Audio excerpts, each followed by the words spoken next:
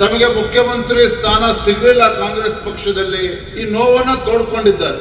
ಯಾವ ರೀತಿ ಈ ಕಾಂಗ್ರೆಸ್ ಪಕ್ಷ, ಗಾಂಧಿ ಕುಟುಂಬ ಇರ್ಬೋದು, ಕಾಂಗ್ರೆಸ್ ಪಕ್ಷ ಇರ್ಬೋದು, ಅಥವಾ ಇವತ್ತು ಸಿದ್ದರಾಮಯ್ಯನವರು ಇರ್ಬೋದು, ಯಾಕೆ ಈ ರೀತಿ ಪರಿಷ್ಠ ಜಾತಿ ಪರಿಷ್ಠ ಪಂಗಡಗಳಿಗೆ ಅನ್ಯಾಯ ಮಾಡ್ಕೊಂಡ್ ಬರ್ತಾ ಇದೆ. ಕಾಂಗ್ರೆಸ್ನವರು ಬಹಳ ಬುದ್ಧಿವಂತರು, ಅದರಲ್ಲೂ ಕೂಡ ಸಿದ್ದರಾಮಯ್ಯನವರು ಏನಿದ್ದಾರೆ ಬಹಳ ಅನುಭವಿ ಮುಖ್ಯಮಂತ್ರಿಗಳು. ಶ್ರೀ ಸಾಯಿ ಗೋಲ್ಡ್ ಪ್ಯಾಲೇಸ್ ನಲ್ಲಿ ಆಷಾಢ ಮೆಗಾ ಆಫರ್, ತಪ್ಪದೇ ಬರ್ತೀರಲ್ಲ. ಅಧಿಕಾರವನ್ನ ಪಡೆದುಕೊಳ್ಳೋದಕ್ಕೆ ಯಾವ ರೀತಿ ಶೋಷಿತ ಸಮುದಾಯಗಳನ್ನ ಒಂದು ರೀತಿ ವೋಟ್ ಬ್ಯಾಂಕ್ ಆಗಿ ಅವ್ರನ್ನ ಬಳಸ್ಕೊಂಡು ಬರ್ತಾ ಇದೆ. ಶೋಷಿತ ಸಮುದಾಯಗಳನ್ನ ಬಳಸ್ಕೊಂಡು ಆ ಸಮುದಾಯಗಳಿಗೆ ಕಾಂಗ್ರೆಸ್ ಪಕ್ಷ ಹಿಂದಿನಿಂದಲೂ ಸಹ ವಂಚನೆ ಮಾಡ್ಕೊಂಡು ಬರ್ತಾ ಇರ್ತಕ್ಕಂಥದ್ದು ನಾವೆಲ್ಲರೂ ಕೂಡ ನೋಡ್ತಾ ಇದ್ದೇವೆ. ಅದು ಯಾಕೋ ಗೊತ್ತಲ್ಲ, ಕಾಂಗ್ರೆಸ್ ಪಕ್ಷ ರಾಜ್ಯದಲ್ಲೂ ಕೂಡ ಅಧಿಕಾರಕ್ಕೆ ಬಂದ ನಂತರದಲ್ಲಿ ಕಳೆದ 2.5 ವರ್ಷದಲ್ಲಿ ಎಸ್ಪಿ ಟಿಎಸ್ಪಿ ಹಣವನ್ನು ಯಾವ ರೀತಿ ದುರ್ಬಳಕೆ ಮಾಡಿಕೊಂಡಿದ್ದಾರೆ, ಆ ಶೋಷಿತ ಸಮುದಾಯಗಳ ಸಾಮಾಜಿಕ, ಆರ್ಥಿಕ ಮತ್ತು ಶೈಕ್ಷಣಿಕ ವಿಚಾರವಾಗಿ ಬಳಸ್ಕೊಳ್ಬೇಕಾಗಿರ್ತಕ್ಕಂಥ ಅನುದಾನವನ್ನ ಗ್ಯಾರಂಟಿಗಳಿಗೆ ವರ್ಗಾವಣೆ ಮಾಡಿಕೊಂಡು ಆ ಸಮುದಾಯಗಳಿಗೆ ಅನ್ಯಾಯ ಮಾಡ್ಕೊಂಡು ಬರ್ತಾ ಇರ್ತಕ್ಕಂಥದ್ದು ಭಾರತೀಯ ಜನತಾ ಪಾರ್ಟಿ ನಿರಂತರವಾಗಿ ವಿಚಾರವನ್ನು ಇಟ್ಕೊಂಡು ನಾವು ಹೋರಾಟಗಳನ್ನು ಕೂಡ ನಾವು ಮಾಡಿದ್ದೇವೆ. ಸದನದ ಒಳಗಡೆ ಮತ್ತು ಸದನದ ಹೊರಗಡೆನೂ ಕೂಡ ಹೋರಾಟ ಮಾಡ್ಕೊಂಡು ಬಂದಿದ್ದೇವೆ. ಇಷ್ಟಾದರೂ ಸಹ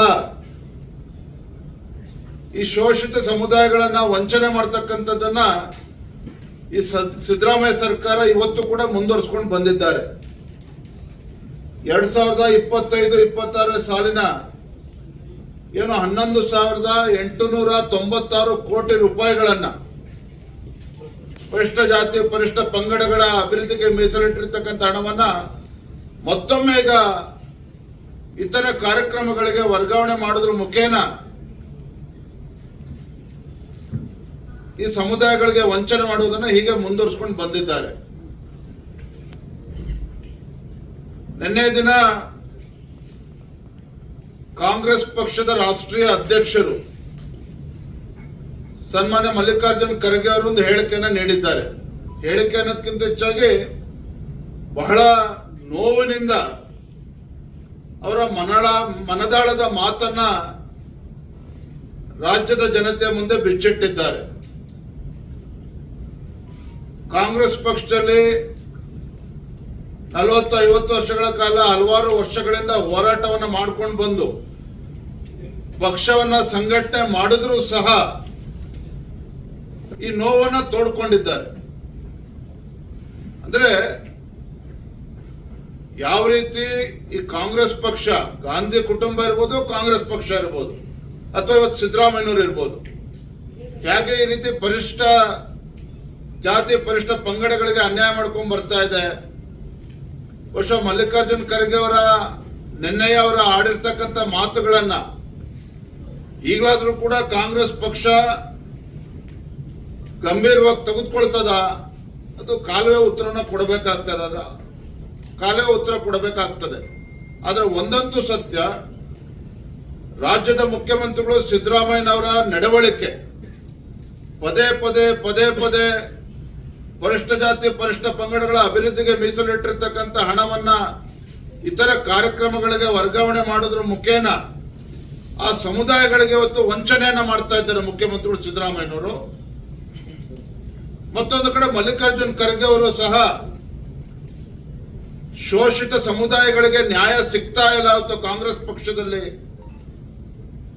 ಸ್ವಾತಂತ್ರ್ಯ ಬಂದಾಗಿನಿಂದಲೂ ಸಹ ನಮ್ಮನ್ನ ಮತ ಬ್ಯಾಂಕ್ ಆಗಿ ಇವತ್ತು ದುರ್ಬಳಕೆ ಆಗ್ತಾ ಇದೆ ಹೊರತು ನಮ್ಗೆ ನ್ಯಾಯ ಸಿಗ್ತಾ ಇಲ್ಲ ಅನ್ನೋದನ್ನ ಬಹಳ ಸೂಚ್ಯವಾಗಿ ಅಂದ್ರೆ ಮಾರ್ಮಿಕವಾಗಿ ನಿನ್ನೆ ಮಲ್ಲಿಕಾರ್ಜುನ್ ಖರ್ಗೆ ಅವರು ಹೇಳಿದ್ದಾರೆ. ಅದೆಲ್ಲರೂ ಕೂಡ ಗಮನಿಸಿದ್ದಾರೆ. ಇದು ನಮ್ಮ ಪಕ್ಷದ ಉದ್ದೇಶವೂ ಹೌದು, ನಮ್ಮ ಧ್ಯೇಯವೂ ಕೂಡ ಹೌದು, ಅಂತ್ಯೋದಯ. ಹಾಗಾಗಿ ಭಾರತೀಯ ಜನತಾ ಪಾರ್ಟಿ ಈ ವಿಚಾರವನ್ನ ತೆಗೆದುಕೊಂಡು ಬಲವಾದ ಹೋರಾಟವನ್ನು ಮಾಡ್ತೇವೆ.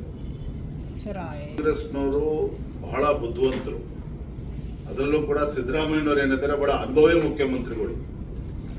ಯಾವುದೇ ಆಕ್ಟ್ ಯಾವುದೇ ಕಾನೂನು ಇದ್ರೂ ಸಹ ಅದನ್ನ ಹೇಗೆ ಬಳಕೆ ಮಾಡ್ಕೋಬೇಕು, ಹೇಗೆ ದುರ್ಬಳಕೆ ಮಾಡ್ಕೋಬೇಕು, ಇದರಲ್ಲಿ ಬಹಳ ನಿಶ್ಚಿಂತರಿದ್ದಾರೆ. ಅನುಭವವನ್ನ ಇದಕ್ಕೆ ವ್ಯಕ್ತ ಮಾಡ್ತಾ ಇದ್ದಾರೆ. ನಮ್ಮ ಕಾಳಜಿ ಇವತ್ತು ಯಾವ ಶೋಷಿತ ಸಮುದಾಯಗಳ ಬಗ್ಗೆ ಉದ್ದುದ್ದ ಭಾಷಣ ಬಿಗಿತಾರೋ ಸಿದ್ದರಾಮಯ್ಯನವರು ಅಥವಾ ಕಾಂಗ್ರೆಸ್ನವರು, ಆ ಸಮುದಾಯಗಳಿಗೆ ಇವತ್ತು ಅನ್ಯಾಯ ಮಾಡ್ತಾ ಇರ್ತಕ್ಕಂಥ ಸಂದರ್ಭದಲ್ಲಿ ಭಾರತೀಯ ಜನತಾ ಪಾರ್ಟಿ ಒಂದು ಜವಾಬ್ದಾರಿಯಿಂದ ವಿರೋಧ ಪಕ್ಷವು ನಮ್ಮ ಕರ್ತವ್ಯ ಇದೆ. ಈ ಸಮುದಾಯಗಳ ಪರವಾಗಿ ಧ್ವನಿ ಎತ್ತುವಂತ ನಮ್ಮ ಕರ್ತವ್ಯದ ನಾವು ಮಾಡ್ತಾ ಇದ್ದೇವೆ. ನಮ್ಮ ನೇರ ಪ್ರಶ್ನೆ ಹಿಂದೆ ಏನಾಗಿದೆ ಅನ್ನೋದಕ್ಕಿಂತ ಹೆಚ್ಚಾಗಿ ಹಿಂದುಳಿದ ವರ್ಗಗಳ ಬಗ್ಗೆ, ಪರಿಶಿಷ್ಟ ಜಾತಿ ಪರಿಶಿಷ್ಟ ಪಂಗಡಗಳ ಬಗ್ಗೆ ಮೊಸಳೆ ಕಣ್ಣೀರನ್ನ ಸುರಿಸ್ತಕ್ಕಂಥ ಕಾಂಗ್ರೆಸ್ ಮುಖಂಡರು ಅಹಿಂದವನ್ನ ಮುಂದಿಟ್ಟುಕೊಂಡು ರಾಜ್ಯದ ಜನರ ಮನಸ್ಸನ್ನ ಗೆದ್ದು, ವಿಶ್ವಾಸವನ್ನ ಗೆದ್ದು ಅಧಿಕಾರಕ್ಕೆ ಬಂದಿರತಕ್ಕಂಥ ಈ ರಾಜ್ಯದ ಮುಖ್ಯಮಂತ್ರಿ ಸಿದ್ದರಾಮಯ್ಯನವರ ನೇತೃತ್ವದಲ್ಲಿ ಇವತ್ತು ಅನ್ಯಾಯ ಆಗ್ತಿದ್ದೇವೆ. ಇದನ್ನು ನಾವು ಪ್ರಶ್ನೆ ಮಾಡ್ತಾ ಇದ್ದೇವೆ. ಸನ್ಮಾನ್ಯ BS ಯಡಿಯೂರಪ್ಪನವರು ಹಿರಿಯರಿದ್ದಾರೆ, ಮಾಜಿ ಮುಖ್ಯಮಂತ್ರಿಗಳು, ರಾಜ್ಯದ ಅಧ್ಯಕ್ಷರಾಗಿ ಪಕ್ಷ ಬಲಪಡಿಸಿದ್ದಾರೆ, ಕೇಂದ್ರದ ಪಾರ್ಲಿಮೆಂಟರಿ ಬೋರ್ಡ್ ಮೆಂಬರ್ ಸದಸ್ಯರು ಕೂಡ ಹೌದು. ಆದರೆ ಇವತ್ತು ಯಾವುದೇ ಚುನಾವಣೆಗಳು ಇಲ್ಲ. ವಿಧಾನಸಭಾ ಚುನಾವಣೆ ಇನ್ನೂ ಕೂಡ 2.5 ವರ್ಷ ಇದೆ. ಯಾವುದೇ ಯಶವಂತಪುರ ವಿಧಾನಸಭಾ ಕ್ಷೇತ್ರ ಇರ್ಬೋದು, ರಾಜ್ಯದ ಯಾವುದೇ ವಿಧಾನಸಭಾ ಕ್ಷೇತ್ರದ ಬಗ್ಗೆ ಯಾರು ಅಭ್ಯರ್ಥಿ ಆಗ್ಬೇಕು ಅನ್ನೋದನ್ನ ನಮ್ಮ ರಾಜ್ಯದ ಎಲ್ಲ ಹಿರಿಯರಿರ್ತಕ್ಕಂಥ ಕೋರ್ ಕಮಿಟಿನಲ್ಲಿ ಚರ್ಚೆ ಮಾಡಿ ತದನಂತರದಲ್ಲಿ ಕೇಂದ್ರದ ವರಿಷ್ಠರು ತೀರ್ಮಾನ ಮಾಡಿರ್ತಕ್ಕಂಥದ್ದು. ಯಡಿಯೂರಪ್ಪನವರು ಅವರ ಮೇಲೆ ಅಭಿಮಾನದಿಂದ ಮಾತನ್ನು ಹೇಳಿರ್ಬೋದು, ಆದರೆ ನಮ್ಮದೊಂದು ರಾಷ್ಟ್ರೀಯ ಪಕ್ಷ, ನಮ್ದೊಂದು ವ್ಯವಸ್ಥೆ ಇದೆ, ಆ ವ್ಯವಸ್ಥೆ ಒಳಗಡೆನೆ ತೀರ್ಮಾನ ಆಗುವಂಥದ್ದು. ನಾನು ಅದಕ್ಕೆ ಸ್ಪಷ್ಟವಾಗಿ ಹೇಳಿದ್ದೇನಲ್ಲ, ಇವತ್ತು ಅಲ್ಲಿ ಅಲ್ಲಿ ಅಂತಲ್ಲ, ರಾಜ್ಯದ 224 ವಿಧಾನಸಭಾ ಕ್ಷೇತ್ರ, ಶಿಕಾರಿಪುರ ಕೂಡ ಒಳಗೊಂಡಂತೆ ಯಾವ ಕ್ಷೇತ್ರದಲ್ಲಿ ಯಾರು ಅಭ್ಯರ್ಥಿ ಆಗ್ಬೇಕು ಅಂತೇಳಿ ಆ ಸಂದರ್ಭ ತೀರ್ಮಾನ ಆಗ್ತಿದೆ ಹೊರತು ಇವತ್ತು ನಾನು ತೀರ್ಮಾನ ಮಾಡೋದಕ್ಕಾಗೋದಿಲ್ಲ, ಯಾರು ಕೂಡ ಅದ್ರ ಬಗ್ಗೆ ತೀರ್ಮಾನ ಮಾಡೋದಕ್ಕೆ ಹೋಗೋದಿಲ್ಲ. ರಾಜ್ಯದ ಅಧ್ಯಕ್ಷನಾಗಿ ನನ್ನೊಂದು ಜವಾಬ್ದಾರಿ ಇದೆ. ಯಾವುದೇ ಕ್ಷೇತ್ರದ ಅಭ್ಯರ್ಥಿ ಯಾರೇ ಹೇಳಿಕೆ ಕೊಟ್ಟರು ಸಹ ಚುನಾವಣೆ ಸಂದರ್ಭದಲ್ಲಿ ನಮ್ಮ ಕೋರ್ ಕಮಿಟಿ, ಪಕ್ಷದ ಹಿರಿಯರಿರ್ತಕ್ಕಂಥ ಕೋರ್ ಕಮಿಟಿನಲ್ಲಿ ಚರ್ಚೆ ಮಾಡಿ ಅಲ್ಲಿ ಇತ್ಯರ್ಥ ಆಗಿ ಅದನ್ನ ಕೇಂದ್ರದ ವರಿಷ್ಠರು ಅಂತಿಮವಾಗಿ ತೀರ್ಮಾನ ಮಾಡಬೇಕಾಗ್ತದೆ. ಸರ್, ಖರ್ಗೆ ತಾವು ಅವ್ರಿಗೆ ಕೇಳಬೇಕು. ಆದ್ರೆ ಬಹಳ ಖರ್ಗೆ ಅವರು ಬಹಳ ಹಿರಿಯರಿದ್ದಾರೆ, ಅನುಭವಸ್ಥರಿದ್ದಾರೆ, ಬಹಳ ಭಾವುಕರಾಗಿ ನಿನ್ನೆ ಬಹಳ ನೋವಿನಿಂದ ಮಾತನ್ನು ಹೇಳಿದ್ದಾರೆ.